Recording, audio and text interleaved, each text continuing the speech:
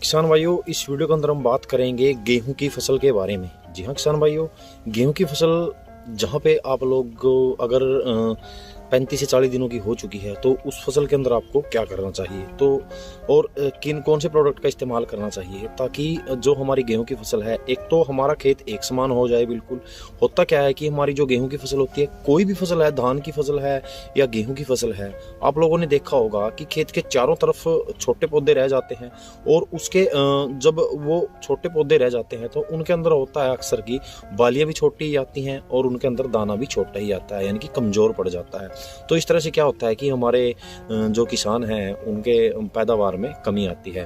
तो किसान भाइयों, इसी समस्या से निपटने के लिए मैं कुछ उपाय आप लोगों को बताऊंगा, कुछ ऐसे प्रोडक्ट बताऊंगा जो कि आप बिल्कुल एक बायो के रूप में इस्तेमाल कर सकते हैं अपनी गेहूं की फसल के अंदर। तो वो आपको 35 से 40 दिनों के अंदर ही इस्तेमाल करने हैं। तो किस तरह से आपको इस्तेमाल करने हैं, कौन कौन से वो प्रोडक्ट हैं, तो इस वीडियो के अंदर मैं आपको तमाम तरह की जानकारी देने वाला हूँ। तो आपको क्या करना है, वीडियो को पूरा देखना है। चैनल पर अगर पहली बार आए हैं तो चैनल को लीजिए सब्सक्राइब। तो चलिए किसान भाई, वीडियो शुरू करते हैं। तो नमस्कार किसान भाइयों, मैं आपका दोस्त राम मेहर और स्वागत करता हूं आपका नई वीडियो में। किसान भाइयों, इस वीडियो के अंदर हम बात कर रहे हैं गेहूं की फसल के बारे में। जैसे कि आपकी गेहूं की फसल 35 से 40 दिन की हो चुकी है और आप चाहते हैं कि हम कुछ ऐसे प्रोडक्ट का इस्तेमाल करें जो कि हमें एक अच्छा कल्ले भी देखने को मिले हमारी गेहूं की फसल के अंदर। और जब जैसे कि मैंने आपको बताया कि चारों तरफ छोटे पौधे होते हैं और हमारे खेत के अंदर वो समस्या से भी हमें छुटकारा मिल जाए ताकि हमारा खेत एक समान हो जाए बिल्कुल, और जो हमारी पैदावार है वो हमें अच्छी मिले। तो किसान भाइयों, करना आपको क्या है कि जब आपकी गेहूं की फसल अब 35 से 40 दिन की हो चुकी है तो आपको क्या करना है, NPK, जिंक और कोई भी टॉनिक ले लीजिए। इन तीनों प्रोडक्ट का इस्तेमाल करना है। आपको बताते हैं किसान भाइयों, NPK जो होता है वो लेना है आपको 19-19 नहीं लेना है, 0-52-34। जी हाँ किसान भाइयों, NPK 0-52-34 1 किलोग्राम प्रति एकड़ के हिसाब से। और जिंक की मात्रा लेनी, जो 12% चिलेटेड आता है, उसकी मात्रा लेनी है आपको 150 ग्राम प्रति एकड़ के हिसाब से। और टॉनिक के बारे में अगर मैं बात करूं तो आप कोई भी टॉनिक ले सकते हैं, जैसे कि बायोविटा, धनजाइम गोल्ड, सागरिका या फिर काजू की एनर्जी, जो भी आपको मार्केट के अंदर प्रोडक्ट मिलता हो, जैसे कि मीरा कुलान वगैरह है। जो भी टॉनिक आपको मार्केट के अंदर आसानी से मिल जाए या ठीक पैसे में मिल जाए तो उसका इस्तेमाल आप लोग कर सकते हैं।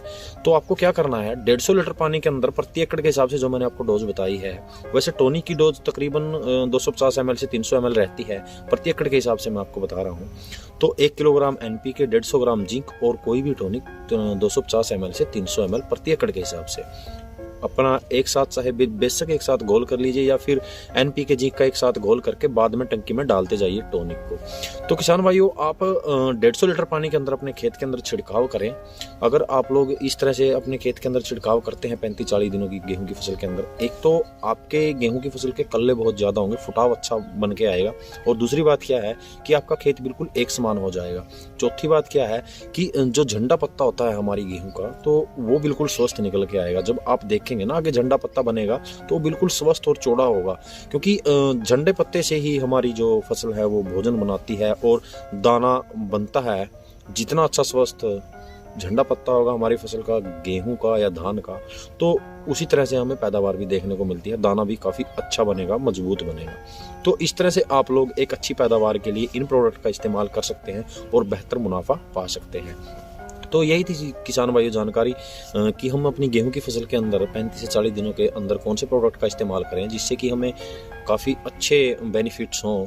और आप लोग करके देखेंगे तो आपको पता लगेगा कि क्या क्या इसके बेनिफिट्स हैं। देखो, मैं आपके सामने बोल रहा हूँ ये चीज़ें, देखिए मैं खुद करता हूँ ये काम, खुद मैं फिजिकली अपने खेत के अंदर ये स्प्रे निकालता हूँ 35 से 40 दिनों के अंदर।